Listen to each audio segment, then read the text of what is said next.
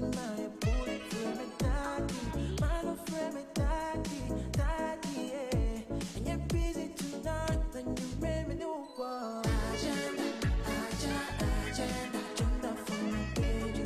Put that for your baby, so you know what. Agenda, agenda, agenda for my baby. And you're busy tonight, then you made me know what. Agenda, agenda, agenda, agenda, agenda, agenda,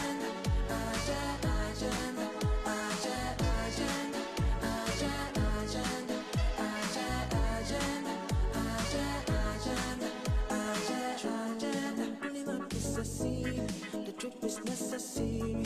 Find girls for my team that they will facilitate. Your figures on your head, that is pretty normal. You say for my sentence, you're my living sober. And my whole world, I'm in one number. Friend daddy, I'm a friend daddy, daddy, yeah. And you're busy tonight, and you made me know what.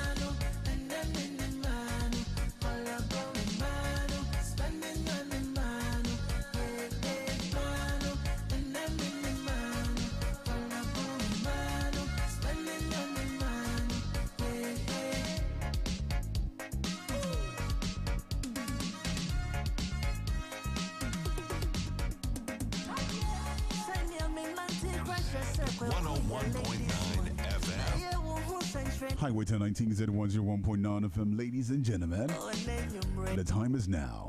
We are ready to go straight into business. I must say, this day has been long coming. And for now, I can only say a big shout out to the man in the building right now. He has paid his dues. He's still living the legacy right now. Talk about the media space. He got you covered. Talk about voice over. He got you covered. This gentleman right now is living a legacy of legendary. Yeah. So today, Highway 1019Z 101.9 FM, we have a great privilege to hosting right here. And for you guys as well, to have a personal, feeling with the one and only Jay Foley. The man who doesn't play with his university school, man. We know that. And I always tend to say that. He is one of the folks that I've always kept tabs with, making sure I'm always listening, always learning. And today, I'll learn more regardless. And as much as I'm being privileged to host him here. So let's go straight to business. If you just tuned in, it's Highway 1019 Z 101.9 FM, and we are streaming on YouTube. Okay, just type Z Multimedia and stand a chance to, watch us live right there. Don't forget to drop your comment on our WhatsApp number 0544 321 019 0544 321 019. It's time. Let's jump into it. Z 101.9 FM.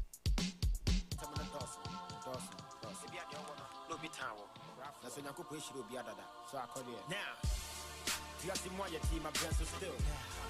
They put the income in 15 mil.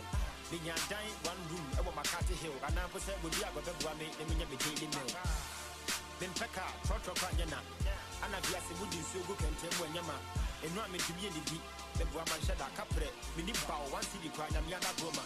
Nansia, would be against us, I could be in a cat. From a watching class in Yamia, Mapadi, relaxing in my hand, a custom studio, just a single track. Katijana, Brahma, You are listening to Yamu, and your radio station 101.9 FM. Okie dokie. This time is now. Let's jump into it.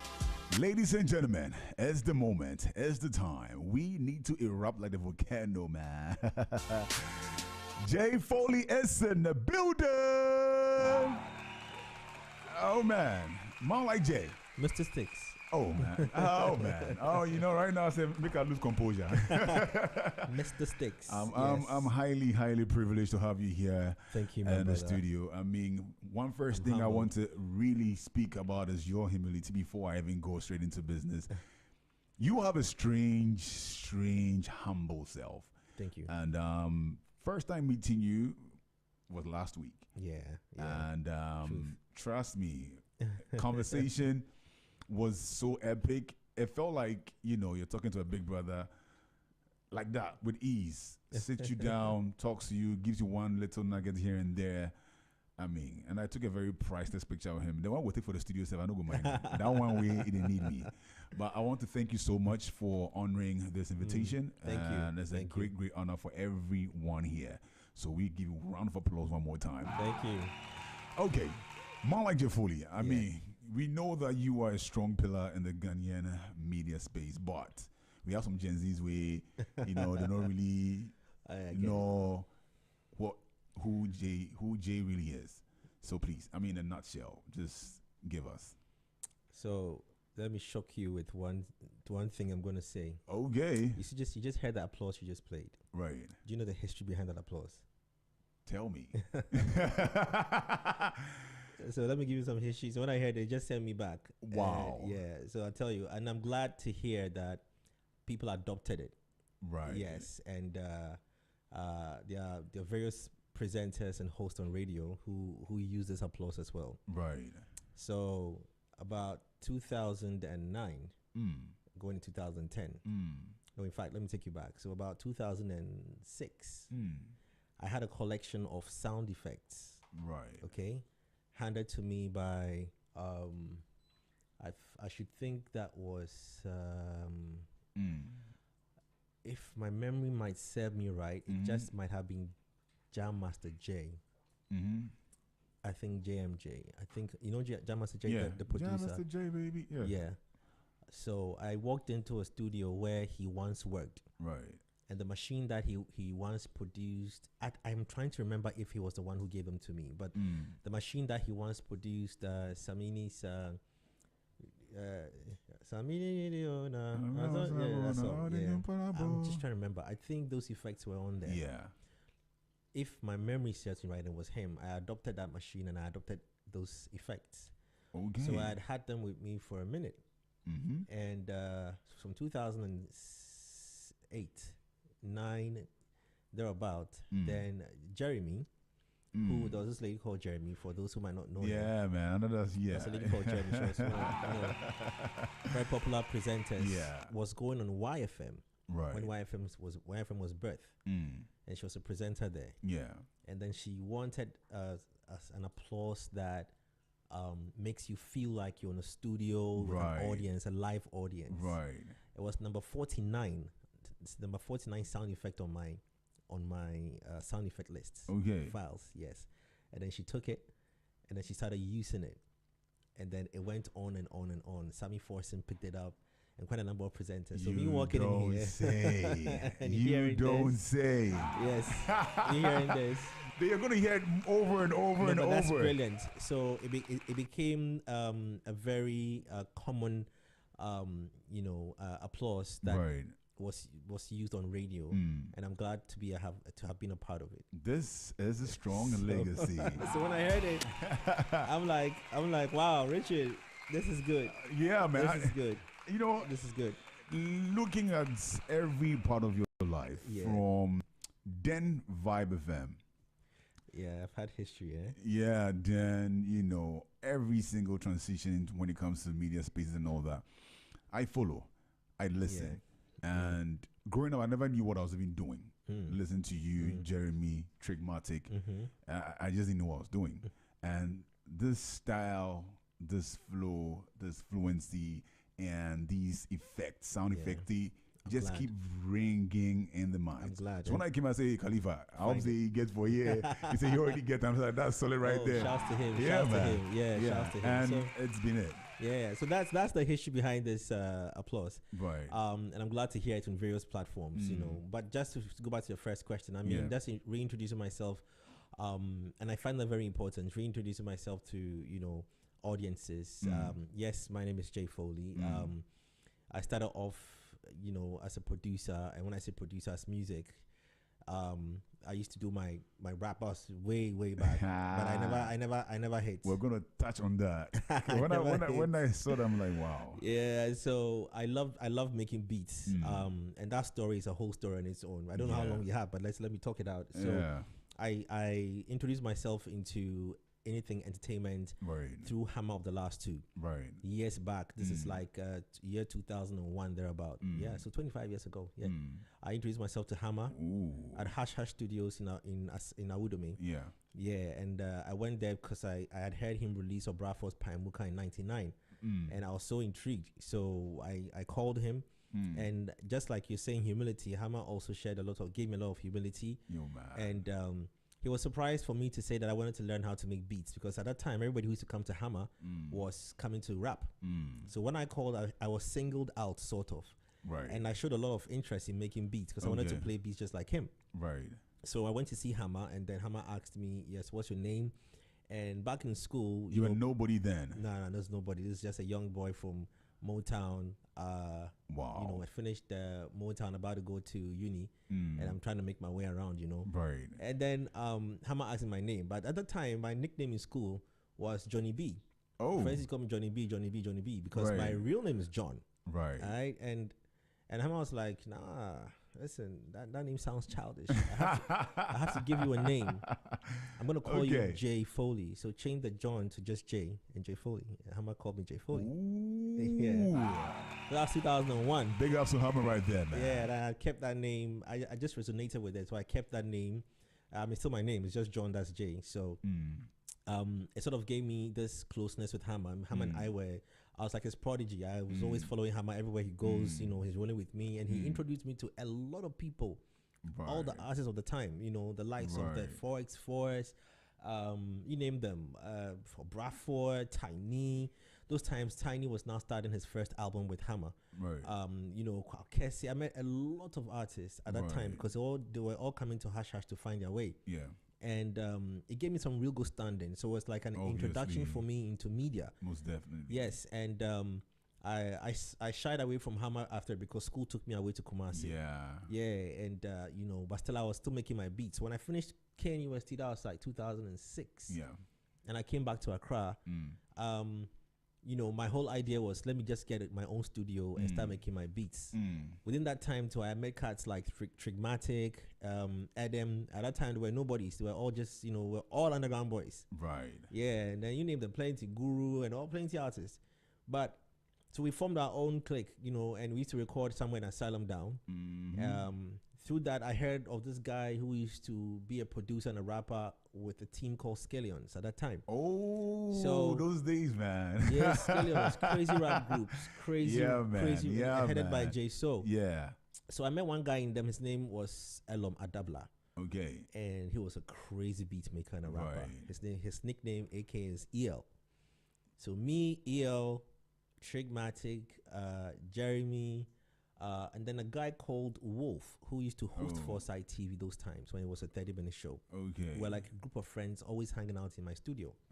Right. And then Wolf, I let go of beat making at that time because EL was too dope for me, man. So, and to run the business, I was like, you know what, EL, you handle the beats. Right. And at that time, I had introduced myself to voiceovers. Okay. In uni, there was this lady who had introduced me to voiceovers. So I found passion in doing voiceovers at that time, and it was paying the bill. Right. You know, it was paying the bill. I could make some good money from doing voiceovers.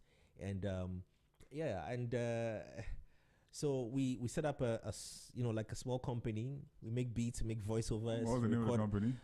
It was called Trap. It was called Radio Advertising People. I have a story about the trap, man. Yeah. I had a story about the trap. Even Hey. today, I was a conversation with the CEO of Cello Restaurant and Bar. Yeah, He told me that Nana Kofi, he said it's all part of the family. if Jay come out, Ask him about biz trap. about trap. No, it was like the hub. It was like the hub for. I mean, all the boys. Everybody used to come by trap. Everybody. Like when I say everybody, every media person who is somebody. Yeah. One way or the other passed by trap. You know, Right. it became like one of those mini small households that Right. everything happens there. So we had a good time. Mm. Then Wolf resigned from Foresight TV, Okay. and then the owner of Foresight TV called me that he wanted me to replace him if I wanted to do Foresight TV. I was like, okay. I mean, I haven't done TV before, Yeah. but let me try it. Right. So I took it on, and I mean, I became Popular Jay. People got to know Jay on Oh TV. man. Yeah, people got to know Jay on TV. I mean, that's Ignis and Mike Kofi. These two guys at Foresight TV just gave me a huge opportunity and a huge change in my life. Yeah. Completely. Speaking of Yeah. Ignis, I mean, I had a privilege to meet him 2011. Okay. Then we used to be in the team of Brad Kevin. Okay. Yeah, and I mean, when I first met him and his countenance, I mean, I'm like, this man, know the joke plus in business, No, but not hey, at all, bro. He's a he tough understands cookie. what's going on. He's a tough cookie to deal with. you Yeah. know. But I learned a lot from Ignis, you know.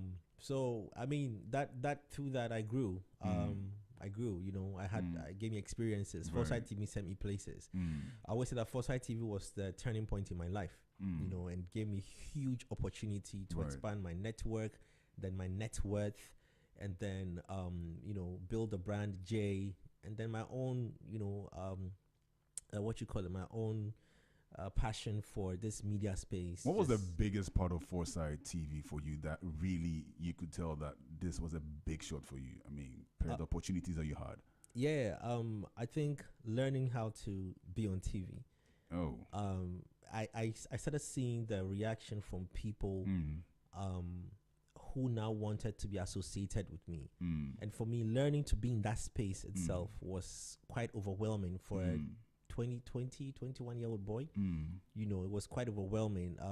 Here you are, people, arguably Foresight TV was one of the biggest entertainment shows Most at the time. Yeah, I mean, no cap. Yeah, people thought I owned it. You know, people thought I owned it. So people were calling me to try and do business with me. But you did own it. When you got opportunities, you owned it. Do you get my Well, point? I get you. I yeah. get you. I get you. Yeah. Yeah. Yeah. I mean, I embraced it. Exactly You know? the point. Yeah, and I went to bed every single time carrying the weight of the perception people had about me and the brand, you know. Right. And but I loved it because at the end of the day, it gave me a reason to wake up every morning and go out there and be someone, you know. And yes, I had my own company going and all, but Right. I mean, I think that the support Foresight gave me at that time was just immense. It was huge, bro. It was huge. It was Shout outs, man. Shout outs to yeah, them. it was huge. Dare I say global, because we've had invitations from everywhere, all across the world. Right. People were inviting us to come by, come cover my show, Jay, come and host my show. Yeah, man. Yeah, and all of that. And I mean, internally we had our own challenges, but still, bro. Obviously, it does come that way. It's We like went that. through it. We went through it, and it was good.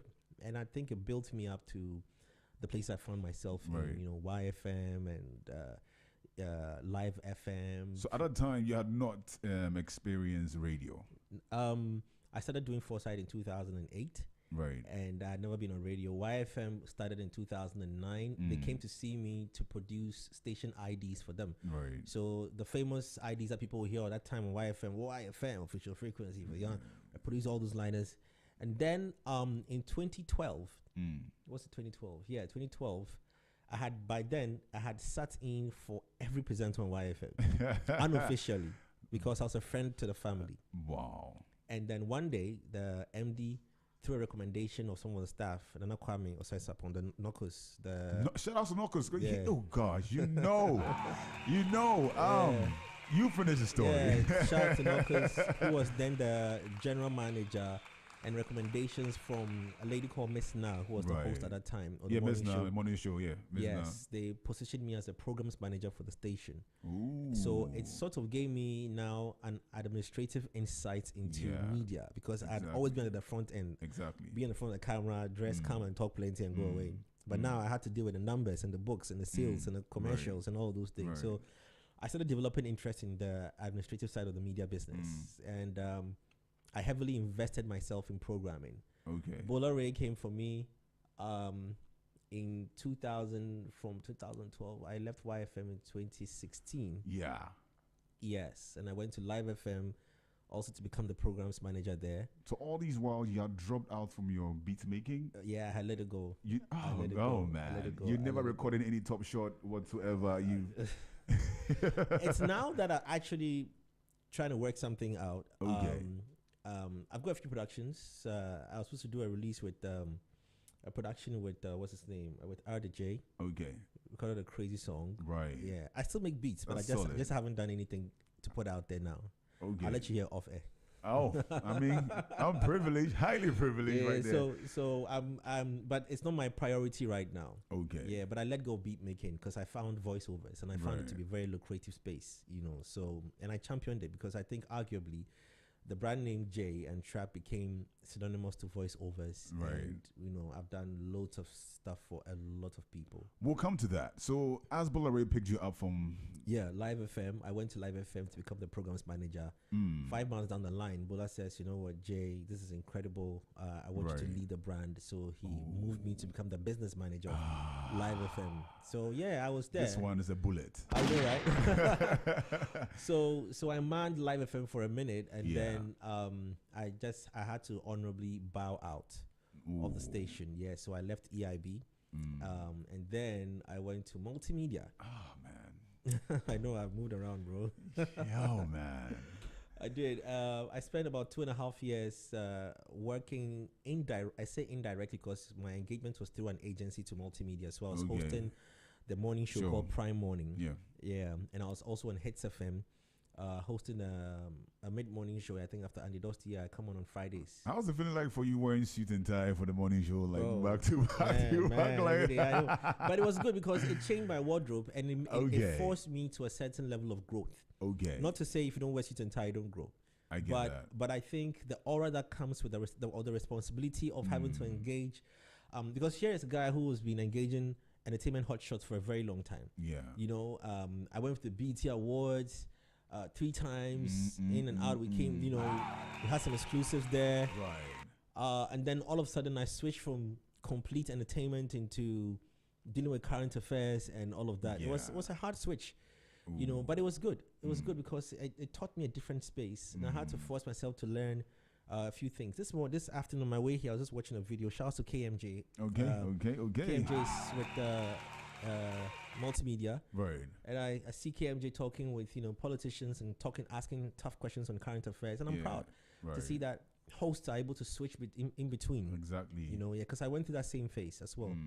So I bowed out of Prime Morning and multimedia honorably again in Yeah. I think it was 2019. Oh, And then I just floated for a minute, and then I got a call, and then I was pushed to 3 Music TV. Yeah, I think that was the 2022. moment. Yeah, I went into 3 Music TV, 3 Music as just a presenter, Yeah. but just a few months on the line again. But you see, before 3 Music, Yeah. you were out of the media space for a little while. Well, not out, but I was just floating because I was now testing my pulse on a few things I wanted to do personally. Okay. What did you try yeah. venture into? So I put a bit more focus on my company, on my radio commercials, and it was good. Okay. I needed to be there for the company. I needed to be Right. there to. I had a lot of backlog of things I needed to do. Okay. Through that, I think I dropped an audio series just titled Lead. Now, Yeah. Lead was this audio Yeah. series, quite a powerful audio series that resonated with the people at that time. It was good, very, very impactful, and I explored all the audio spaces. I was doing a lot of work in audio, a lot. So sometimes I sit back and I listen to radio and I hear my works floating all around the nation, all around different places. I've worked with different clients, both local and international, and it was good for me. So I think when that was settled and the call from 3 Music came in, I said, okay, fine. I can spend my morning show. I can spend my morning time. And till have the about rest of the 10, day to yourself. Yeah. But again, Jay gets in and an opportunity steps in again to take on Right. the head of programs. Oh. Because I think I specialized in that. Yeah. Yes, curating content for traditional media. It became my specialty because I learned that over a period. Right. So it kept on coming, and I said, you know what? Look, I think I can't run away from this programs manager thing. You just got to be So there. let me just be there. Speaking of, creating content for traditional media, there's been this conversation that traditional media is losing its touch just because of, how social media, new content creators are in there, influencers and all that. I mean, what's the truth and what's the lie? Well, advertisers, let me start from there. Advertisers may have found an alternative to advertising or commercializing their products. Right. But traditional media is still very powerful, extremely powerful. Emphasize. Social media or digital media will have influence and will have speed in terms of accessibility. But with where we find ourselves, in this part of the world we find ourselves, and in other parts of the world, Right. still the relevance of going to buy the newspapers is still there. People still go to get print, to read information there. Exactly. Traditional media, radio, TV is arguably still the largest. It might not be influential, but it's still the largest. Regardless, for example, they're having elections is coming up. Yeah. You still want to tune into radio stations and TV stations to get a certain level of access details, to information. Yeah. Internet accessibility is not everywhere. Even if there is internet, the usage of smartphone and data pricing is not that available to everyone. Accra is in Ghana. Neither is Kumasi, neither is Takrady, neither is Volta. Right. There are still a lot of empty spots out there that people do not have access to stuff via digital media. So traditional media is still very, very heavy. This has been well said. Very, very heavy. People keep saying that, yes, it will die out, but not today. Not now. I don't have statistics to radio, but I know radio still gets results. Exactly the Yes. point. So people, we might be able to create influencers and popular people through digital media faster, but still, the grounding that traditional media gives still has its influence. It still has its influence. Solid right now. If not, nobody will be listening to radio right now. I know. Say it again, because sometimes when I host a show and I get my listeners, teasing each other and, contributing to the show, it's crazy. And you're asking yourself, how is this conversation happening that, we are losing touch when it comes to traditional media? You said very heavy statements here. People might find alternatives to promoting stuff or accessing information, which is digital media, and it's a new world that we found ourselves in, and gradually we are learning. But this is also another world that we fully understand. We fully understand. So the incorporation of both platforms actually gives it gives opportunity for growth. Exactly. So here we are, on socials and on radio. I mean, we don't lose. Solid right there. This can only be Z 101.9 FM. Ladies and gentlemen, if you just tuned in, this Highway 1019 at Z101.9 FM with your main host, Richard Stakes, the Spotlight Session with the one and only Jay Foley. Okay, speaking about traditional media and all that is about tomorrow, so let's go to one of his favorite songs, Alo G, Tomorrow.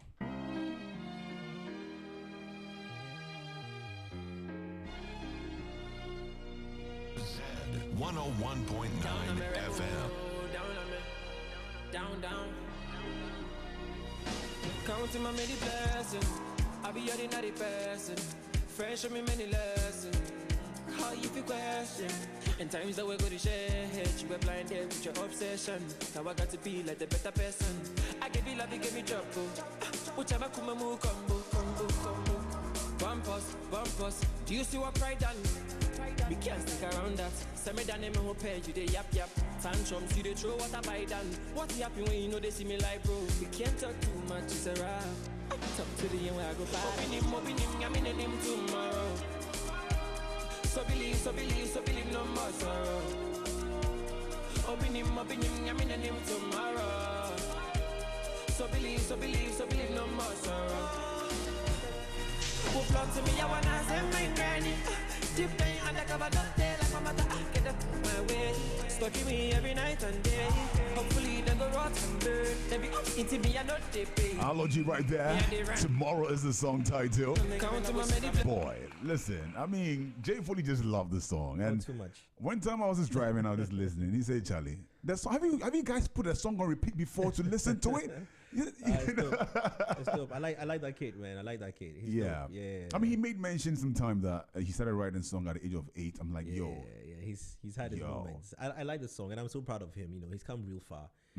Just praying for more songs, you know, and more classic hits. It's like the generation right now, the hits they are bringing there. Charlie, I bro, know. man. I mean, I think they've been able to, you know, grab exactly what this generation wants to hear. Yeah. You yeah, get it. Arguably. And it's something that we can really applaud them for. They are a very influential, authoritative, and hard-headed, positively hard-headed generation. Yeah, like they go for what they want. Yeah. Yeah, they go for what they want. Anyways, you know, Jay Foley spoke about, you know, voiceovers and all that. Do you guys know that Jay Foley was on this particular song from our very own Dr. Crime? Take a listen right now. Oh. Yeah, he reached out to do the intro. This Saturday, 1st of August, all roads lead to Cello Bar and Lounge, Osu, opposite the Laboni bus stop for D Crime's Fortified. Oh, producer, I beg you. I don't want the Crime song. No, not this one. Not this one. Kill me shy. That's what I'm talking about. Producer, Mr. Ramo.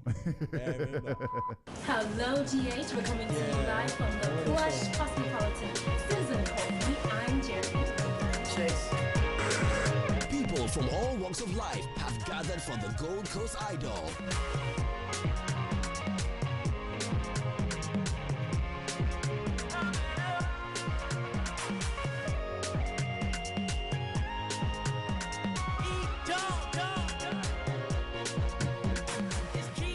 Most of the groups are performed already, and we are preparing for the last performances for the evening.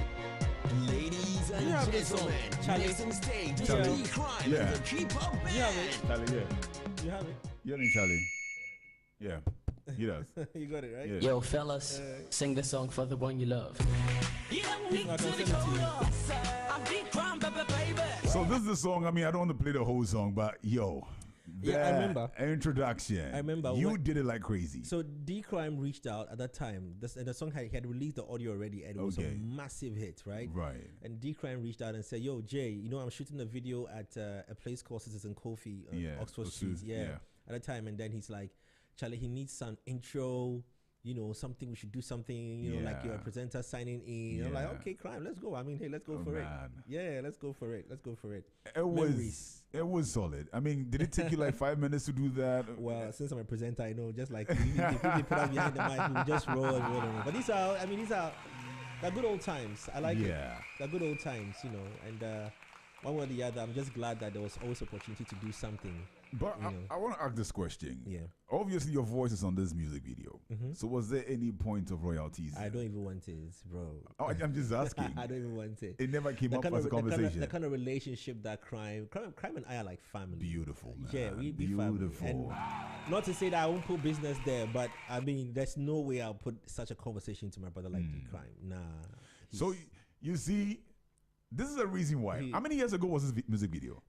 So this could have been I don't know, when was this could have been, let me see, it'll be after 2012. Right. Okay. Now, all the way into 2026, ladies and gentlemen, it got to the time where Dr. Crime decided to be fortified, and guess whose voice he used one more time. Take a listen right now. This Saturday, 1st of August, all roads lead to Cello Bar and Lounge, Osu, opposite the Laboni bus stop for D Crime's Fortified birthday party and official launch. This party starts at 6 p.m. and the entry, it's absolutely free. Come looking good and ready to party with your favorite celebrities, MCs, DJs, and the big Fortified man himself, D Crime. What up, my beautiful people? You already know my name is D Crime 10-Star General. Join me on the 1st of August 2026. Let's celebrate my big 40 at Cello's Bar and Lounge inside Osu. Can't wait to see you there. Wow. 45. You don't need to be told. Just pull up. Now, I mean, this is crazy. And listen to your voice now. Radio and voiceover is a different world altogether. The energy, the understanding, the chemistry. It's Bro, like I you get married to the whole craft right there. Probably, I'm sure I've done like a million ads, bro. I mean, Chris, I won't be surprised if you should say so. Plenty. Yeah. How did it start for you? Your first gig for voiceover? So again, this is 2005. This is me in KNUST, third year or final year. Yeah. Going to final year or so. Yeah. A friend of mine reaches out. You know, she's a lady. She's like, listen, one of the halls is about to do their whole week. Okay. It's called Independence Hall, Indies Hall. Right. About to do their whole week, and they need a promo radio jingle to play on Focus FM in Kumasi. And she reached out because I was a producer and I used to make beats. And she says, oh, she's thinking that maybe because I make beats, I can do a voiceover. I'm like, right. This is like two different things. She said she pushed me. She's like, no, go ahead, do it, Jay, try it for me. So I went to my room and I did the first ad. And then I sent it to her and then she loved it. Right. She was like, Jay, this is perfect. I was like, really? This is perfect. You were not too sure about that? Then the next thing I know, a nightclub at that time was in Kumasi called Podium Nightclub was opening. And there's this guy who got the gig to do the promos. Yeah. Came to my room and said, yo, he heard my video, my voiceover, and then he felt like it's good. Right. So he wanted to do that one. So I did it. I liked it. I'm like, okay. So he was like, yeah, this is perfect. Finished school, came to Accra. I set up my studio. I was making beats, but boom, this is some beautiful story that happened. Tell me. So I was in my studio one day. Right. In fact, it only makes sense this way. So 2004, I see this guy. I saw this guy called Chris Atto. Yeah. Okay, for those who might know him. Yeah. I saw this guy called Chris Atto. Now he was a hot shot because he was doing this. Right? He was representing Ghana Big Brother as a presenter, doing some, giving what you call it, like a reporter. Shout out to Chris right there. Yeah, Chris. And at that time, so there was this girl who knew Chris very well, and Chris was in tech, KNUST as well. And I said, this guy, I just want to be like him. Yo, I like his aura, I like his dressing, I like everything about Chris. Right. So I called the friend and to tell Chris that I want to just get to know him. So Chris and I met for lunch in school. We spoke. He said a lot. I shared my whole future plans with him, what I want to do. And then we planned to meet up again. He said if anything comes up, he'll let me know. So I didn't hear from Chris again for like 2 or 3 years. Bro, one day I'm sitting in my studio, minding my business, just after school. Then I see Chris calling. I was like, whoa, wait a second. Chris Atto is calling me. I was like, what? So I pick up and he's like, Jay, like, yeah, Chris, like, yeah, Jay, like, wait, where have you been? I'm like, I'm around. He says, you know what? I need you badly. I'm like, okay. Chris Atto says he needs me badly. All right. So he says, he drives to my studio and he says, there's a show coming up. Now check this out. He said, there's a show coming up on GH1 TV. Right. At that time, GH1 was owned by Charterhouse. Okay. And he said, there's a show coming up. It's called Rhythms. And he needs a promo song for Rhythms. So if I can produce one. So I said, yeah, dope, no problem. I make beats. So I called Trigmatic. So Trigmatic and I produced a song for Rhythms. Now, is it Rhythms that had Black Boy? Yeah, the Rhythms that has had Black Boy. Now I think even Belamudi passed on yes, Rhythms. that Rhythms. Oh, Jocelyn Dumas was man. Jocelyn Dumas and Chris Atto, like that Rhythms. Right. So now this has been my small corner. Now after Rhythms, when the names are scrolling, you write music produced by Jay Foley. Okay. Right? Then I'm there again one day, and then a certain guy calls me. Hi, Jay. I said, yeah. Where are you? I said, I'm in my studio. Who's this? I'm coming to your studio. I said, who's this? He says, no, don't worry. I'm coming to your studio. Ooh. I said, well, do you know the place? He says, yeah, he knows the place is coming. Crazy. This guy comes, and he comes with two other people. The guy was George Quay. I'm like, whoa. Yo. I mean, these are names that, like of our time. George Quay comes with DJ Black. I'm like, wait, guy, DJ Black, do you know that do you know how I used to listen to you in my house? Those times, you guys were my idols. Then he came with Eddie Blade. Now these are all great names. These are all great names, right? Yeah. So they came to produce an ad for a show called GH Rock. That was a Charterhouse production. Right. Now through all these experiences, I was overwhelmed in the voiceover space. It sort of sold me a bit more because now the recommendations and the references were coming. You know? So I produce a lot of things, and I'm glad. It's been 17 years now, bro, and I'll still produce things. So I still produce things at the house. Plenty. Man, you've done it all. You've just done it all. I've seen it. You've got it all. And has there been any low moments in your life where some truth you kept away from everybody? I mean, now you've lived a life. Now you are up there. I mean, spill the beans about some struggle before could actually be of help to somebody out there. Yeah, it might sound all rosy, but clearly all these journeys and stories have got their downsides. And at each of them, each moment, I experienced them. So, for example, for trying to produce this radio commercial stuff, the voiceover space is a very, very what's the word? It's not structured.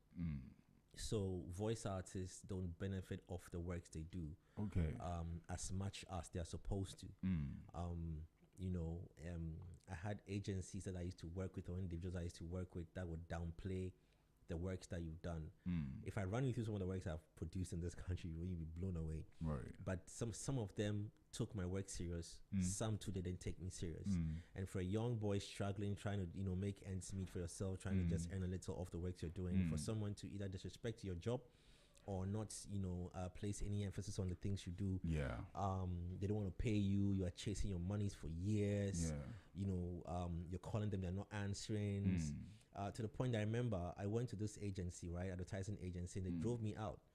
Ooh. Yeah, they drove me out. I can only say God have mercy. They drove me out. Really? Another time, I'm not going to mention the radio station's name. Okay. There's a radio station, popular radio station in this country, where I was looking for work, and I called the owner because I used to produce station liners for them for free, right? And I was just trying to work my way out so I could maybe one day get a job.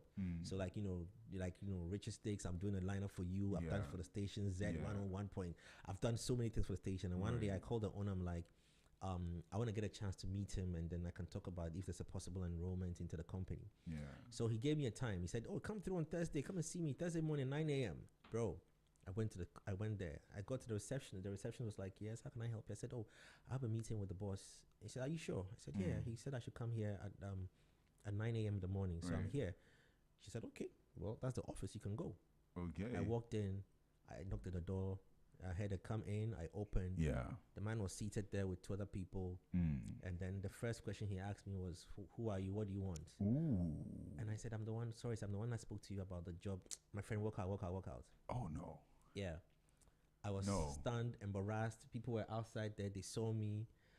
This was nobody else. Nobody knew Jay. Like I was not Jay on TV or anything. Just drove me out. Just sacked me. And for me, again, I say that that's why I humility is big for me, because you don't know where that person would be in the future. You don't know. Karma is, like the world grows, and maybe today is your turn. Right. You don't know what the person will become in the future, so you have to learn to be nice to people. The man drove me out. I was so big. I was so sad. I was broken. I felt rejected. But I toughened up. We took it like that. Moments even in Foresight TV wasn't all as rosy as it was supposed to be. There were really down times, really, really down times. Wow. But I mean, I can't open up all of them, but it's time passed and gone. But when these hard times came, did you coil? Did you say, I mean, forget, hang the boots? We start use streets maybe today. Crocodile skin. No, bro, we will walk, bro. You toughen up. No, we will walk. We toughened up. We toughened up. For most of the companies I worked for, I wasn't even on salary. I wasn't even being paid for the work I was doing. This story, it resonates with me in sometimes in my life, bro. Man. But we found ways to wake up every morning and still go to work. We're not being paid. We're not earning anything. But we believed, and we found ways to make things work for ourselves. We hustled, but it was all good. That's crazy. We have one message here from Man like Caleb. And he said, Highway 1019, you always bring the right guys. He said, J. Foley of 2131, take your flowers. It's a man like Stakes, most definitely. Speaking of 2131, it became a whole echo in Accra, Ghana, and it's even on your gram. Talk to me about that. Yeah, so it has a deep meaning to it. Yeah. Very deep meaning. Maybe I don't talk about it any longer. But at that time, so 2131 was supposed to be a movement for persons between the ages of 21 and 31. Okay. Because I believe there was a critical point in people's life, people's transformation. Right. So I believe that if you are able to take the right decisions or be in the right spaces within that 10-year bracket, it's going to help propel you to other places, to better places. However, if you don't manage those times, those years very well as well, you could pay a heavy price for it when you're past it. Right. So we had a movement, of a very inspirational movement of 2131. Was in various campuses, about 47 tertiary institutions across the country, where it used to be a movement. Like it was a big club, for those who were part of it. And I'm glad because I walk around and I bump into people who were part of it, and they go like, "Jay, I was part of UDS 2131. Yeah, I was part of this 2131." But as time went on, I think I also grew out of it, and my focus and directions changed. But I believe that we make impact in moments, and we grow and we move. So, I mean, Nana Kofi's listening. He said, "Tell Jay I said hi." I was trying to reply him. Kofi's a brother, I Kofi's mean, my G. honestly, he's one real person. I'm not surprised that you guys have a good relationship because I mean, I met him this year and he's blown me away. Nah, he's wild. I don't know how he managed to pull all those people in December. Yeah. He brought quite a number of artists, Buster Rhymes, D'banj, Beanie Man, Kofi and his team. Bobby Valentino. Bobby V. And I was so mad at him. I was like, you brought Bobby V and you didn't tell me. I saw Bobby V on SRC and I was like, wait a second. Yeah, I saw that as well, man. I saw that as well. But I mean, as a thing, shout out to Nana Kofi right there, CEO of Chili Rest on the Bar, and also, Rhythms and Brunch. Yeah. They work the magic. Anyways, looking at those areas and all that, you claimed the fame, you were the one handling the game, and you were actually in flame. Now, looking at that relationship, was it that crazy for you? And you're a married man now. Yeah, probably. How easy was it in finding the right woman? Because the story of my woman, I mean, everybody goes through relationship ups and downs and problems. I faced mine, and but you see, one of the things about me is that I keep public and I keep private. Exactly. That's just me. And then I don't over abuse popularity. I don't. I come from a very humble era where I didn't even know the power of Foresight TV at that time. Right. So I wasn't even doing anything. I don't go anywhere. I hardly post on that time was Facebook. I hardly post. I wasn't so crazy about it. Like somebody's celebrity status is entering a place, wants a certain aura. I didn't see none of that. So I kept my private life very, very private, extremely private. So regardless me going through heartbreaks or good times or bad times, nobody would ever know, But what's most important for me is that, God gave me a beautiful wife and 3 amazing kids. Beautiful. And has she been able to cope with the stardom with you and all that? She doesn't even look at socials, man. She doesn't care about that. Nah, she doesn't care about it. What do you think about, public figures, pouring out their kids' images on social media and all that? Do you think that is a risk or, Well, if you can do it in a very controlled manner, that's brilliant. That's up to you, But just try and manage how much of it you put out there. It's nice and be tempted to want to just share a few moments and put out there. But for me, my take is that I'd want the same child to grow up and look back at my page and go like, okay, daddy didn't abuse me. Right. Like my image or my pictures. Speaking of going back for your kids to say that didn't abuse me, this one here from let me say it to the last. So as a message here, it says, shouts to the advertisement god. Jay has paved the way for lots of folks like me. MC Etonam, aka Stitches 2131. Etonam was good, bro. I mean, yeah. How does it feel? You are the Moses right now. You just split the Red Sea. I like it because people like Etonam, I'm glad they all found some level of inspiration. be it if I lived it for them to the moment they looked out for or not. I'm just glad that for a certain moment in their life, whether it was 1 second or 2,000 days, I'm just glad that we shared certain moments together. I've shared a little of what I'd experienced in my life with them, and then they've grown to become, people of their own who are also inspiring others. Right. So shout out to Eternal. Man, oh man. Yeah. Anyways, I'm just gonna ask you one interesting question. It's buzzing my phone like crazy. About like 4 people asking the same question. Okay. I'm even happy that I asked about your marriage before this question came. What, I Jeremy? mean, you know that thing, right? You know. I mean, it's people were talking about. I mean, you guys have a strong chemistry in radio. Amazing. Crazy. You guys. Let me Amazing. tell you, it's solid. And the whole controversy stuff, controversial conversation. People are saying what they want to say.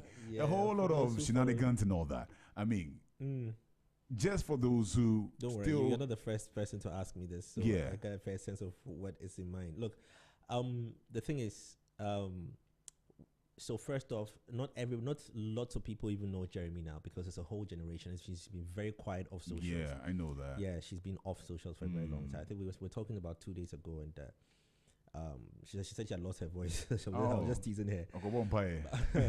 But in our prime time, I bumped into a young girl who equally shared the same passions as I did. Okay. Yeah, so she loved radio. Right. She loved music. Right. She used to sing. Right. She loved voiceovers. She had a great voice. So we started working together. We worked together for many years. I mean, yeah, from 2008, there about 9, 10. And I mean, it's natural. We got into a relationship and we're good. We're good. Relationships grow, relationships die. Obviously. We at a point in time we all found separate ways, but we're still really good friends. That's beautiful right there. We're still really good friends. That's beautiful right there. We found ourselves, and we grew. We grew apart in terms of relationship, but the friendship was still solid. Right. And I mean, like I'm saying, we talked just 2 days ago. 2 days ago, he mentioned that she's lost her voice. Yeah, she lost her voice. So shout out to Nata. I don't know. I would love to really have her in the studio, but you said she's trying to lay low. She won't mind you, bro. She's laying low. I mean, if she's gonna ever open her mouth to talk for a certain generation to those who know her to talk with her, I'm sure she'll come to me first. Because I've told her that she has to do that with me first before she goes anywhere. Speaking of the generation, looking at your legacy from then until now, let's say presenters now and compared to then, has there been certain growth? Has there been certain ethics that probably, we are losing touch of now just because of clouds? Yeah, obviously. I want that clarity. I think generations have brought change, massive change. Digital media, like you all already know, has brought massive change. And the ethics of traditional media, TV, radio, because of social media and the flexibility that it brings, it's actually it actually has sort of watered down the things that we used to hold as a big deal, is watered it down. So now people are free to just do what they want. So it's not the same any longer. It's not the same. I mean, but it's fine. I mean, it's cool. I mean, hey, it's a new generation. That's what I'm saying, that the generation of right now, the things they demand, it's forced you and I to think different, to adapt to them, to their ways. Because if you don't, you fall out. You fall out. Yeah, exactly the point right now. So believe. I mean, it's a very good conversation. Very natural. Very natural. It's good. I have some questions here, but I'm not using them. Like, it's going conversation, and I'm enjoying it. I won't lie. We want to go into Paul now. Oh, yeah. Amen. This song. Let's go.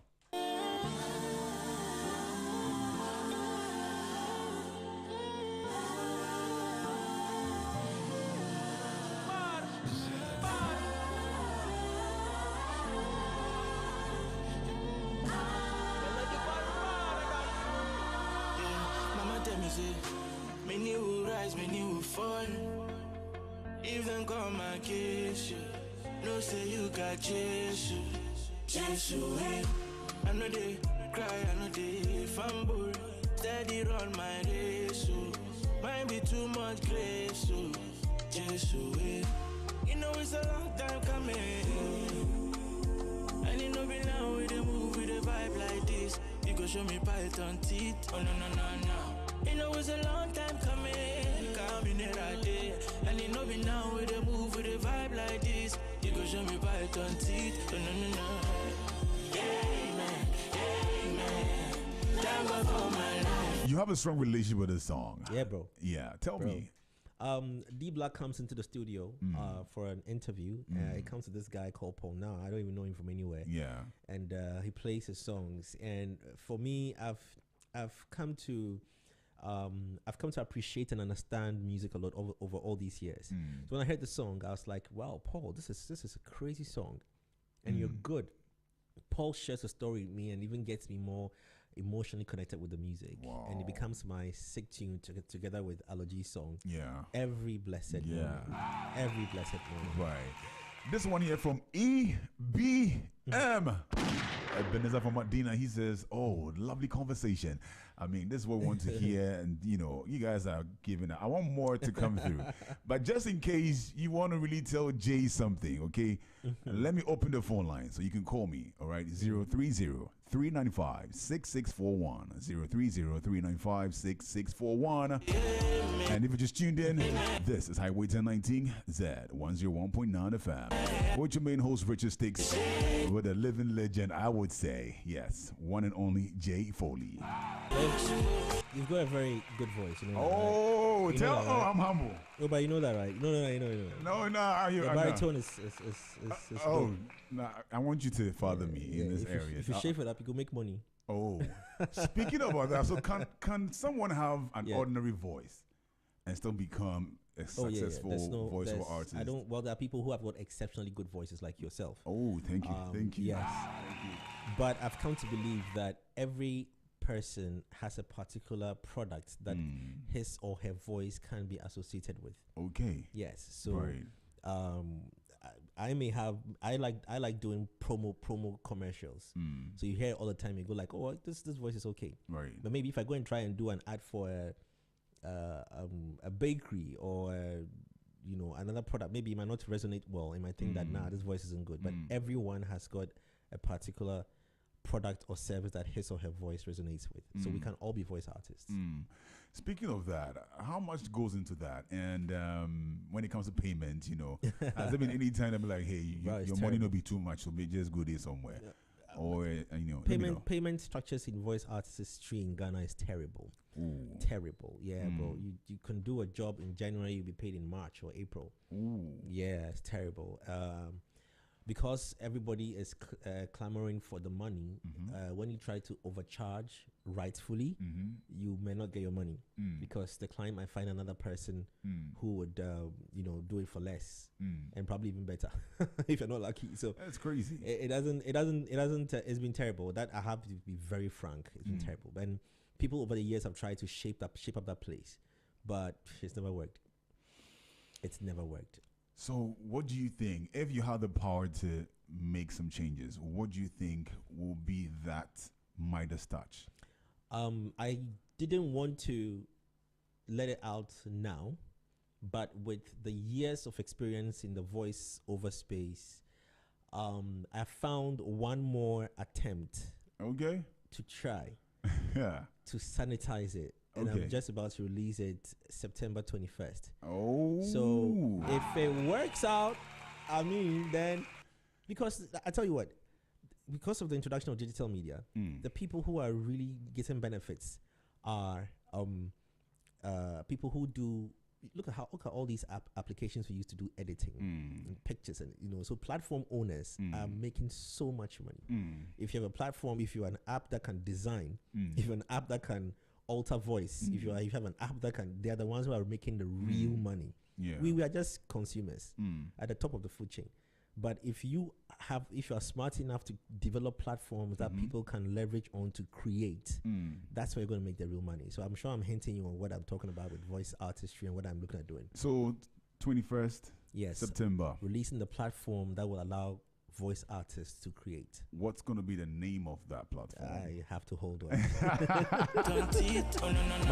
My investor is listening, so let me. But most definitely, we should expect 21st September. It's going to be launched. Yeah, it's going to be launched. Yeah, if not earlier, but it is work in progress as we speak, and I'm hoping that it would be patronized heavily by people in the voice artist space, so that we can all benefit rightfully from. There are platforms, there are platforms that already stream voice artists' voices. Right. My friend here can give me more details. She's an AI queen. That stream voices, even though the revenues are not that big. For me, I keep saying that you can always stream your voice, just like how artists stream their music. Revisit it in the next 10 years, and you might be there and you see some $200,000 lying down there. Who knows? So the platforms are there. People need to explore it. Yeah. But I'm also going to add mine.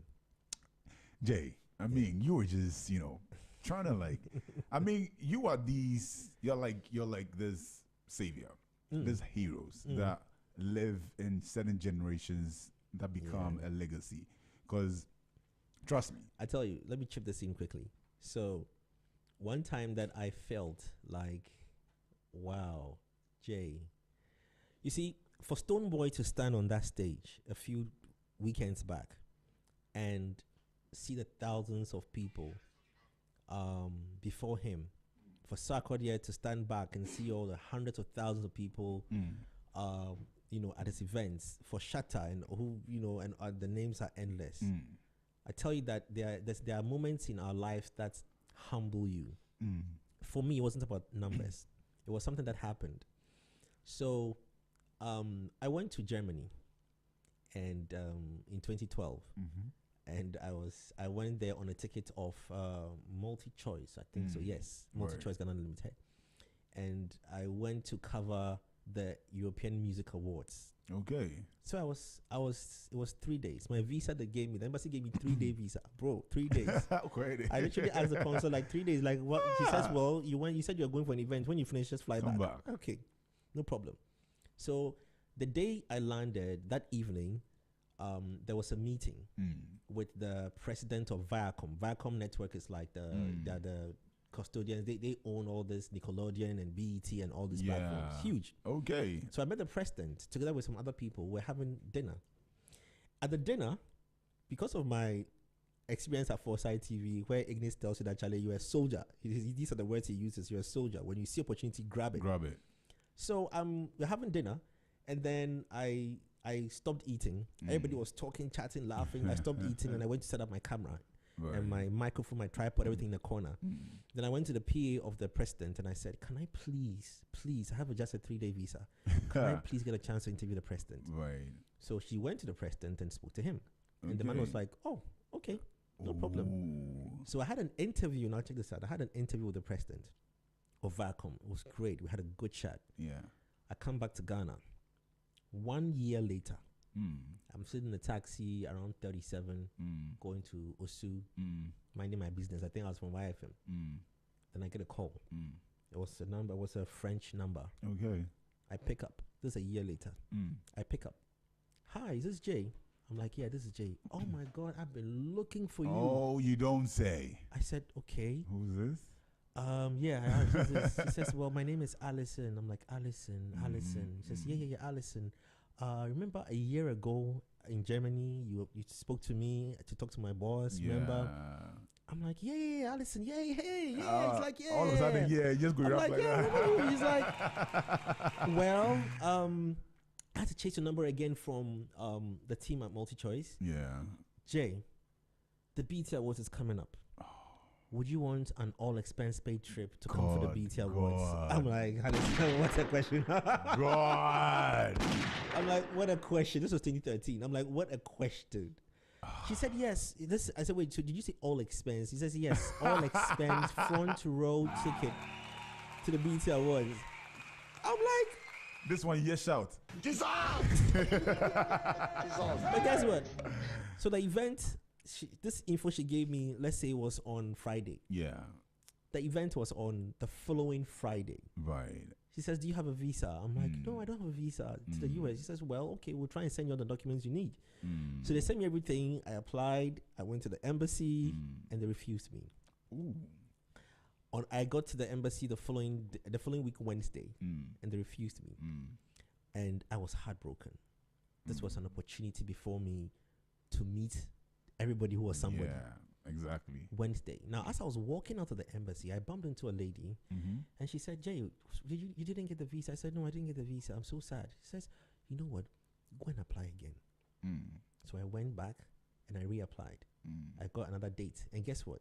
You see, God works in mysterious ways. I got the following day, Thursday. Wednesday, Thursday. The event was on Friday. I said, well, I'll try. I called Alice and I said, I didn't get it. She says, oh, they didn't give it to you. I said, no, I don't know why. They didn't give it to me. Oh. So I went back on Thursday. And when I went back in the queue, it was the same person who interviewed me the day before. Interesting. Yes. And so when she saw me, she says, wait, I saw you here. I said, yeah, I was here yesterday. She says, well, per the policy that she can't re-interview me. So she passed me on to another person. Right. For 45 grueling minutes. I had a conversation with the consul. You know what I'm talking about. Question upon question upon question upon question. And guess what? He granted me my visa on that day. Beautiful. Yes. Beautiful. I flew out to the country the following day. When I was at the BET Awards, I met everybody at that time. Yeah. Everybody. I think I saw Beyonce. I saw everybody. Loads of them. I mean, for me as a presenter, yeah, from Tema, Accra, Ghana. Let me say I come from some rich house. I understand you, my They brother. mind my business. Yeah. I get into Foresight TV. Yeah. I get onto YFM. Yeah. I still demand my business. Yeah. Still the hustle. Yeah. Finding myself standing seated on the 4th row at the BET Awards. And I'm not over glorifying the BET Awards, but this is 2013. I understand that. At the time, it was epic. Do you know what it means to sit on the 4th row? Do you know who they're allowed to sit on the first 4 rows? It's only the people who are who. You understand? Oh. I just sit there, bro. I'm watching the event and I say to myself that, hey, Maba. Charlie. Glory to God, man. And then subsequently, the following year and the 2 years later, again, I had a chance to go again and again and again till I said to myself that I was tired. I don't want to go again. It's too far away. California far. Right. You know, but these are humbling moments. And these moments don't come if you have high shoulders. You know, and that's why I always want to encourage people that, like, no matter what you find yourself doing, put your everything into it. Because you will never know who. Just imagine if I hadn't gone to talk to Alison.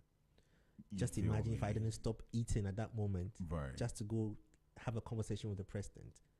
Would I have had a chance to go to the BET Awards? Big no. No. You know, would I have had a chance? Just imagine. So whatever you find yourself doing, and those were the foundations of 2131. Whatever you find yourself, I always say that, like wherever you find yourself, whatever you find yourself doing, just make sure you put your everything into it. Everything into it, because you will never know. Bro, you never know who's watching. You know, talking about these epic moments of your life, there was one very hilarious one as well in Ghana. Tell me about, joining a car, one artist from the US that you had to jump on interview and, wait, remind me. Man, I remember that a lot. Was it National Theatre Conference Center? Oh, Rick Ross, right? Yeah. I mean, I heard the story. I had a privilege, but I mean, someone would have to hear that. Yeah. So here is, Foresight TV was brutal. Yeah. Ignis would force you to get it. Yeah. I mean, I've interviewed Fabulous, Rick Ross, plenty people. Yeah. Plenty top artists, right? So yes, Rick Ross in Ghana. First off, when he lands, they say that they're going to give us a chance to do the interviews. But Rick Ross was supposed to leave Ghana and catch the South African flight because he was going to SA to perform. The flight was at 11 p.m. As at 9 p.m., he was almost done his performance at the Dome. So I was at the backstage with a guy called Commotion. And then they said to us that, listen, when he's done, we'll do the interview backstage and then he can go. Okay. Guy comes out and they said, you know what, he's late, he has to catch a flight. So let's hop onto the bus. Oh, man. That's taking him to the airport. Right. And then we'll do the interview together. Okay. And this was from his team. Right. Across his team, right? So me and Como and the bus driver were the only Ghanaians on the flight, on the bus. The rest of the people in the behind the bus were Rick Ross's team, and yes, Rick Ross all big and he was all sweaty at the back there. He had just killed the show, bro. We were so excited because I'm like, wow, I'm gonna get to interview Rick Ross. And people need to understand that at that time, it might not be important to you now, but at that time, this is a big deal. Yeah, it adds to your brand. We jump on the bus takes off. And me and Kuma at the front seats, drivers driving out of conference center. Yeah. So I turned to talk to Rick Ross's manager or teammate or whatever it is, and then I'm like, yeah. So the interview, then dude is like, no, turn. I shouldn't look back. Yeah. I'm like, I shouldn't look back, saying I shouldn't. He said, no, I shouldn't watch Rick Ross. Oh, hey, bro, I shouldn't even look at, like, I shouldn't watch the Rick Ross. So I freeze. Me and Komo freeze like at the front seat. We there, and this was one of those buses, Costa. Is it Coastal or Costa? Costa buses. So me and Komo at the front, we freeze. I'm like, actually, what happened? They say we could not tell when about. They say we could not watch Rick Ross. We shouldn't watch him. So we're in the bus. They said when we get to the airport, we'll do the interview. The bus pulled up at the airport, the VIP section. Then the guy walks up to me and says, "Get out of the bus." Ooh. Bro, I'm like, Just yo, like that. this is my I was about to cast on the radio. Like, yo, this is my country, bro. He says, no, get out of the bus. Go. So they literally pushed us out of the bus. Oh, man. And then when we got down the bus, they said, no, we should go back. We should still walk back and go. We should go. Bro, so we just kept on just walking back. Like, we literally walked back. The Rick Ross comes, walks out, and he goes into the VIP and he's gone. Then the driver, they left. Then the bus driver said he was hired and his job is to drop Rick Ross at airports, and that's it. So he's done. He can't take us back to conference center. Oh, man. Not even close to. So this is me and Komo holding a camera and microphone, and I walked towards the airport shelter area. Yeah. Got, ride taxi small, and I went back to the. Oh, Charlie. Then it was like, they know you the interview. I'm like, Charlie, if I tell you what happened. But you see, it's all good. It's all good. The experiences, bro. The experiences, Yeah. Wow. Rick Ross in team just shy away. They push me away. But it's all good. And there were more experiences. If I tell you about Omarion. Okay. Omarion. So Omarion and Fat Joe also came to Ghana. Okay. Now, they told us that they were lodging at African Regent Hotel. So as at 11, 12 midnight after the performance, we went to the hotel to do the interviews. Bro, they said he's coming. 11, 12, 1 a.m., 2 a.m., 3 a.m. And they sit, me and Jeremy, they sit the reception. 4 a.m., 5 a.m. We're sitting down waiting for Omarion and Fat Joe to come outside. They didn't come to like 7. I bed wake up, said, bro, I still hold microphone. Oh, man. Yeah, because of interview. Because people would watch Foresight TV and they want to see it, right? Yeah, exactly. They don't know the house. Exclusive. Now, Omarion comes out. Then he walks down he comes down the elevator, walks out. I see him and like, yo, this is our moment. Let's go. We walk to him and dude just is holding his laptop, has headphones on, and just so no interviews. And he walks into the car. I'm like, what? No interviews. So he walks. I'm like, I've slept here waiting for you, dude. He left. Then a few minutes later, Fat Joe comes. We walk up to him and he also says, no interviews. Oh, man. Yeah, and they all left and then went into the bus and they took off. After we went home sadly. that. Now, check this out. You see this world there? When I say best believe. Okay. Fast forward, 2016. Now, this thing happened. I forgot when Fat Joe and Dems came. People can check it out. Fast forward years later. Years later. I'm in Kenya. Me and Bisake there in Kenya. Coke Studio. We're doing a production there. Right. VIP, VVVVV, all the V's you can put VVVV VIP treatment. Yeah. Afterwards, there's a club in Kenya. Owner reached out and says he wanted us to come and hang out in the club. Right. So I'm in the VIP section. There's space next to me. Bisa sits on my side like this. And then guess who comes to sit next to me? Guess who comes to sit next to Fat me? Joe? Omarion. Now, I look at him, and then this is him, like shaking me, like of course You he doesn't know don't me. say. He greeted, we hollered, we greet his team. Oh, We're man. all in the VIP chatting and laughing. Then I told him the story. Oh, how was his reaction? He said, "Oh my God, bro, Oh. I'm sorry, Yo, like we just laughed it over. Oh, right. Took all the pictures, but I didn't even post any of the pictures, but not because of anything. I just didn't even put it out. Yeah, but again, like I'm saying, like he just came. Now he was right next to me, right next to me. It reminds me again. Like I've had so many experiences, bro. I don't know how much time you have, but again, Ludacris comes to Ghana. I met him at Vodafone office. Vodafone brought him in for I think it was one of their events. Met Ludacris. We had a great laugh. Chat. We had pictures. Fast forward again in Germany. Red carpet. Now check this out. Yeah, red carpet. European Music Awards. I had a chance to talk to Kim Kardashian though. Yeah. Ooh. Yeah. Yeah, I had a chance to talk to Kim Kardashian. Man, you were hitting the records. But you see, the mistake I made, I didn't put out a lot of these things. Why didn't you do them? I was over humble, bro. You just said in the first thing. I was too Oh, humble. yeah. But I mean, this is work, you know. Yeah. So I spoke to Kim. And so Ludacris comes. Right. And then he's talking to another media house. Right. Standing next to me doing an interview on the red carpet. Okay. And you see that this is how the red carpet works at these events.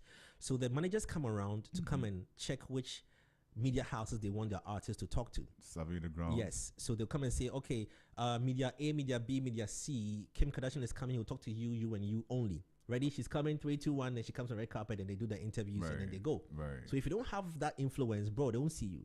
But this is Jay from Ghana. This is me from some small country, Tema, small boy. And they come ask cool questions. So Kim is passing and I just shouted out her name and I asked her what she was wearing. And then Kim comes to me and then she engages me and bro. Now let me paint a bigger picture.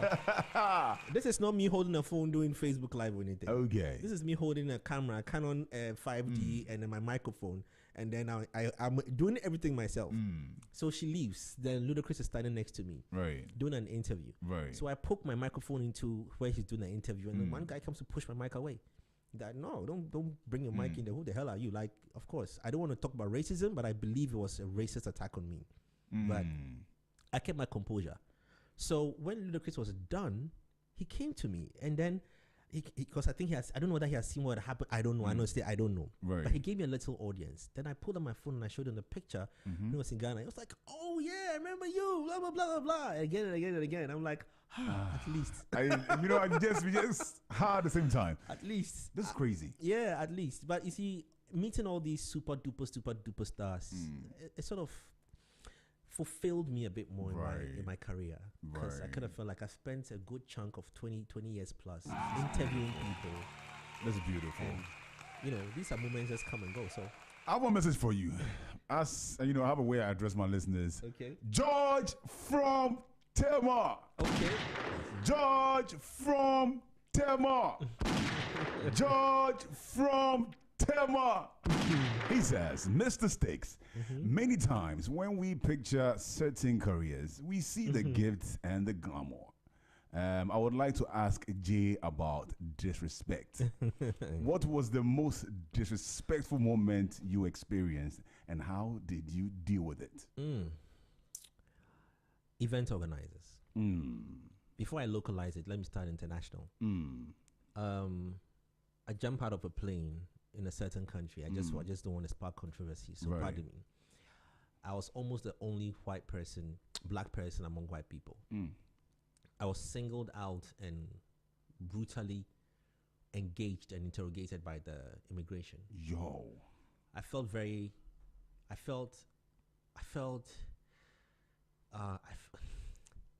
was hurt. Wow. Yeah. I'm just keeping the country away, but I was hurt because already when I was in the cabin, in the airplane, in the cabin, I felt so odd because when the cabin crew was serving and got to my turn, they say what chicken or beef, they say all those nonsense they say, right? And then when he asked me, I know these things, so I was like, I really want to really check what. Can you give me a breakdown of what really in the meal before I take either chicken or beef? And then he just walked on and said the next person. So I was already like agitated. I was like, whoa, right. This is racial discrimination because everybody else is white. I was only black guy in the cabin. So when we touched down at the airport and I was walking through that airport, I was walking amongst white people because everybody that got out of the flight was white. And immigration just singled me out like that. Easy. Or customs, whichever one they are, just singled me out like that. And then they pulled me aside and started asking me so many questions and all. I kind of felt like, you have the right to do that, obviously. But, like, dude, I was the only black guy there. And, they asked me so many questions. Was some racial?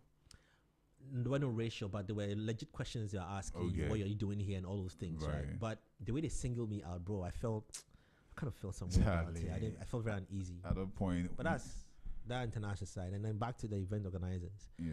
I kind of feel like sometimes we just have to have respect for for people, you know, for people, because how do I say, we have all one way or the other contributed to the ecosystem that we find ourselves in, be it little or big, you know. So sometimes some people do not give the people the necessary respect they deserve. I hadn't met you. You sent that video through AC. Yeah. But the thing is that I don't know who you are. Right. I can't judge you by your first appearance. That'd be a big mistake. Yeah. And who knows, maybe tomorrow, bro, you might be the one who changed my life. Right. You know, so I can't disrespect you like that. And I always sometimes feel like some event organizers do not grant and give people sometimes how they treat people at ticket entry points, you know, the experience they give people when they come to events, some bouncers, how they sometimes talk to people, you know, all of those things. I've met a few that are very professional with their work, but others too, I feel that sometimes we have a bit of a long way to go. Crazy. You know? And we have to rectify that, because one day I'm on YFM and then 3 artists come into the studio. 2 of them were big. People knew them. One was a very quiet boy in the corner. The one that was the quiet one in the corner, who hardly spoke, years later turns out to be Wizkid. Yeah. Wow. We are not friends. I don't know him from anywhere. Yeah. But just imagine if I was, you know, whatever it is, ignoring, looking down. He will note me down as one of the people that disrespected him in his career. Yeah. You'll be a story on his lips all the time. A story. He go places and said, "Well, I was in Ghana now. Some boy BJ Foley." Yeah. Who knows? Yeah. Ladies and gentlemen, this can only be Z101.9 FM. With the one and only J Foley. I have a voice note here. I just want to, you know, jump into it. Okay. Hello, Richard. Yeah, I just like the conversation. And not say unim obrempon bi ashase. Just try to be good to everybody. Be nice to everybody. Or you will never know. Baby, I will end. That is how it is. Thank you. This is from Rosalind inside Dodoa, we call her princess. Yeah, beautiful message. Yeah, I mean, there's something solid right there. We have we have about like 5 minutes more to go. So let me jump onto this particular song, EL Sarkodie, Fire. Then we come back to wrap it up as soon as possible.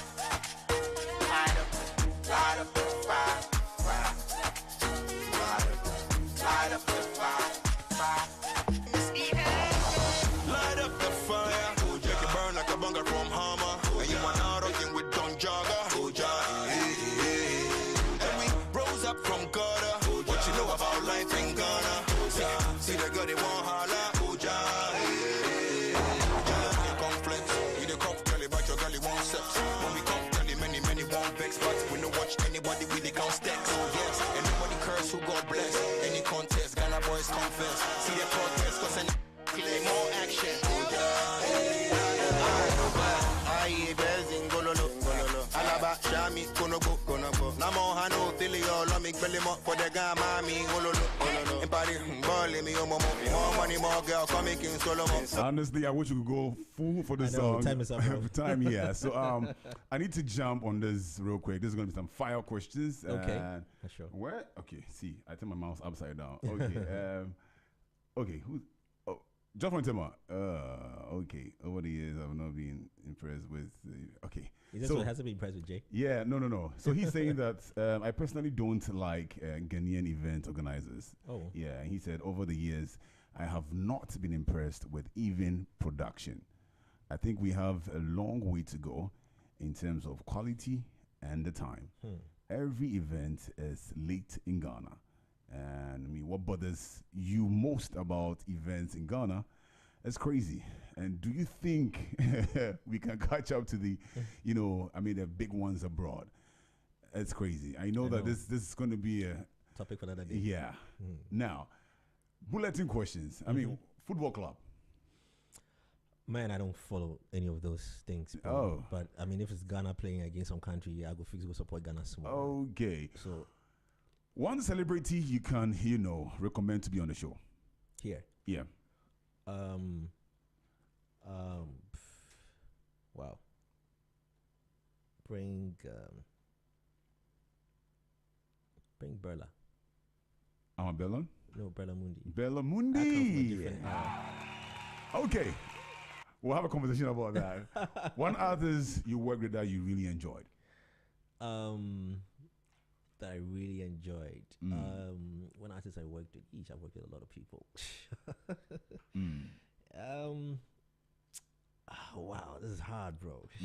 Mention one person, leave just another one, person. Man. Just one. That's why it's called fire. Fire questions. VIP. VIP. Not VVIP. Yeah, VIP, I know. VIP, yeah. And if you could go back, would you choose music over media? Any day. Any day. Yeah. Music over media. Any day. Yeah. One Ghanaian artist, okay, you believe you could have competed with if you took music seriously?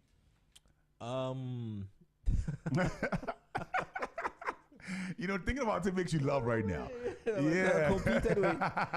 Gee, wow. Okay. I don't know. That's not bro. That's hard. I don't know. Okay. I don't know. That's too hard. Foresight or YFM? Which one changed your life more? Foresight. The biggest celebrity you've ever interviewed? Kim Kardashian. Kim Kardashian. Yeah. Okay.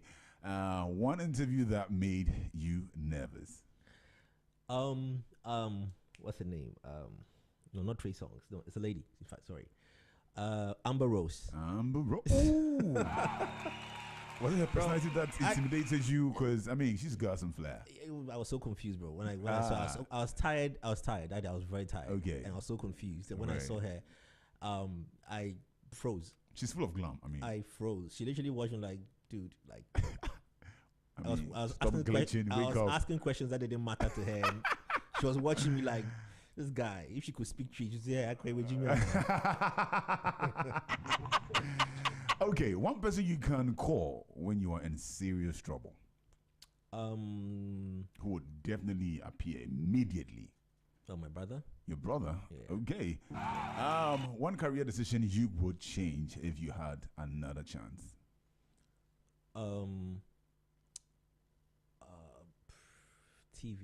TV. Okay. And one thing Jay Foley still wants to achieve that people don't know about. Sky Marshals. I never spoke about that. Oh. Yeah, I know. Oh. I want to tour the world. Oh. I want to bring hidden stories. Yeah. Yeah, iconic places. Solid. Ladies and gentlemen, I need to... Oh, there's a voice. Let me play this before I go, before it becomes a big trouble for me. All right, let me jump on it right now. Okay, so I also want to put this out there that if all the folks who have been, mentored by Jay and who are still relevant in radio, TV, advertisements, should all come out. Charlie, we can fill up a hall. Jay has been a blessing. He's never, been selective in dealing with people. And I don't know, we don't say it that much for some of us who are very close to him. But Charlie, he's our icon, and every time we can't miss a conversation. Like, when you hear Jay's on a particular platform, you just want to just hear something. The lead series, with trying to encourage young people watching 131, Right. And I say God bless him. I call him Mr. Mensa. This is epic. This one from our very own Stitches. Yeah, Stitches. Yeah, with the voice out. Yeah. So, Jay, we need to run. Thank you so much. Yeah, we are presenters, right? So yeah, I know. we know the language. Yeah. You have been amazing, and I'm happy to have you here. And I've lived my dream to be able to interview you, listen to you from childhood to now. I mean, it's epic, and thank you so much. And the inspiration you've given to others as well. You have been a man. Much appreciated. Most definitely. So, ladies and gentlemen, at this point, we say a big goodbye to you guys. But hey, I'll be back exactly 6:30. 3 minutes at the top of the hour, 6 p.m. The news team will definitely be giving you every single story happening in this world. This is Highway 1019. Leisure on your highway. Stick and stay, don't touch the dial. What you looking at? E-L, W to the dot. Push the man. Move it.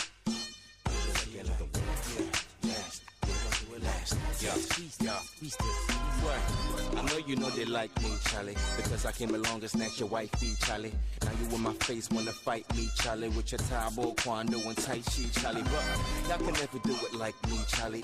ELD, wherever that the mic be, Charlie. Tight jeans, white tees, Nikes, Charlie. Hot step into the club and the night tees, Charlie. Come on, enough lyrics in my psyche, Charlie. You don't walk with a limp, you got light cheese, Charlie. If Gemini a star, call me Pisces, Charlie. You need it to my style, you could bite me, Charlie. Shout to my inner spiky, Charlie. Better do the right thing like Spike Lee, Charlie. Stack more paper than the library, Charlie. Put your fingers in the air and do the tight squeeze, Charlie. Come on. Every time I rhyme on the mic, yo, they wonder how I do it. So fly. They wonder how I do it. So fly. Hey, yo, they wonder how I do it. So fly. I must rhyme on the mic one time for your mom. Make them wonder how I do it. So fly. They wonder how I do it. So fly. I make them wonder how I do it. So fly. Yo, come on. I know you know they like me, Charlie. I'm the man with the rock, the foresight, T, Charlie. Make a chick they wanna get beside me, Charlie. Make your wife be the ass. Who that guy be, Charlie? Put your marriage in a crisis, Charlie. Tell your chick say never follow blindly, Charlie. I'm no good for real, I be sly G, Charlie. I stay pimp until I reach 90, Charlie. But never mind me, Charlie. I be the wolf, I the rush. If you the hate, EB say you just they hype me, Charlie. You taking my shine, it's not like we, Charlie. See my mind be something way I did like we, Charlie. EL got the right beat, Charlie. Remember the name, write it in your diary, Charlie. My neck and my wrist so icy, Charlie. I'ma put them in the air and do the tight squeeze, Charlie. Come on. Every time I rhyme on the mic, yo, they wonder how I do it. So fly. They wonder how I do it. So fly. Hey, yo, they wonder how I do it. So fly. I must rhyme on the mic one time for your mom. Make them wonder how I do it. So fly. They wonder how I do it. So fly. I make them wonder how I do it. So fly. Yo, come on. I know you know they like me, Charlie. Where your whole entire crew, they despise me, Charlie. But my fellas, them is sound in the span. To Z 101.9 FM. Your lifestyle, leisure, and business radio.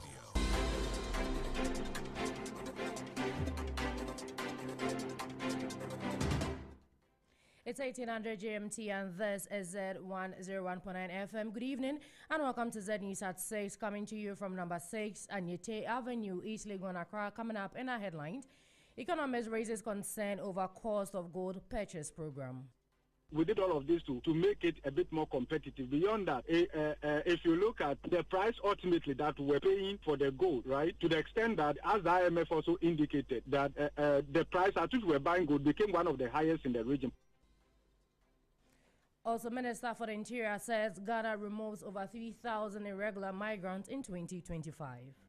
By the end of 2025, the Ghana Immigration Service has removed 2,281 migrant beggars on our streets and 774 other illegal immigrants involved in transnational organized crime that have been removed from Ghana. And in other news, Ghana AIDS Commission credits collaboration for progress in HIV prevention. The Commission, together with the programs and other stakeholders, started engaging.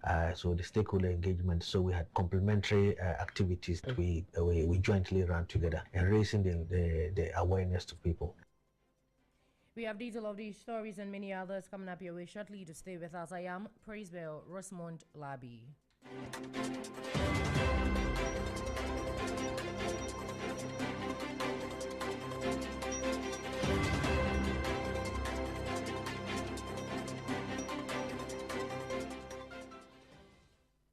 Thank you for staying with us and now the news in detail to our first story. Professor of Finance and Economist at University of Ghana Business School, Professor Godfrey Bokpin, says Ghana's domestic gold purchase program has come at a high economic cost despite increasing foreign exchange inflows.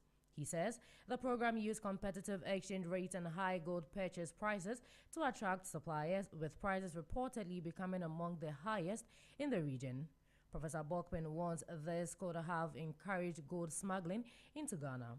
He also says the abolition of the 1.5% final withholding tax resulted in significant revenue losses for the government. According to him, the Gold Board has successfully increased global-related foreign exchange inflows, but the cost of achieving the gains remains a concern. Professor Bokpin says better policy design and pricing could have reduced the financial burden. He welcomes ongoing reforms, including plans to remove the Bank of Ghana from the domestic gold purchase program. Okay, so you want to look at the incentives mechanism that we put in place to make the intervention work. One was offering discounts, more or less. If you look at the spread between the Bank of Ghana rate and then the foreign exchange rate, we did all of this to make it a bit more competitive. Beyond that, if you look at the price ultimately that we're paying for the gold, right, to the extent that, as the IMF also indicated, that the price at which we're buying gold became one of the highest in the region, possibly even encouraging other countries to smuggle their gold through our system because they could get higher price. Okay, so it's like a country faced with limited resources could afford to do all of this. No problem. That is not the only thing. The other thing to also bear in mind is that in order for all of this to work, we have to also abolish the 1.5% final withholding tax. So that is fiscal loss to us. Okay, so this is revenue that could have come to our revenue envelope, which could be available for building roads, schools, hospitals, and stuff like that. So we gave up so much in order to implement this. Then you want to look at our response from the beginning, whether we fully anticipated the value chain cost from beginning to the end, and then to understand whether we were in a position or whether we could do something about this much earlier than recognizing this much later and all the reforms that we are doing right now. So that said, we know that with Gold Board becoming more or less the face of the domestic gold purchase arrangement, there's been a significant increase in the crowding in of gold-related foreign exchange. That is good news. But if you look at the cost at which we are achieving this, it's quite high. And I believe that if we had looked at the design and look at the pricing mechanism objectively, transparently, and all of that, I believe that we could have minimized the cost. And that is some of those proposals are the things that they are implementing now as part of the exit strategy. In other words, taking Bank of Ghana out of it. Professor Bokpin also says losses from Ghana's domestic gold purchase program exceeded $1.7 billion. He says the full value chain, including gold purchase costs, tax exemptions, discounts, and other incentives, must be considered to determine the country's net financial exposure. So the losses is actually more than the 1.7 billion. The other thing to take into consideration, which I've seen people do, is to say that if we brought in $10.9 billion and you made a loss of, let's say, $1.7 billion, you are far better off. No, that's a dwarf position to take because you spent almost $9.8 billion to buy the gold in the first place. And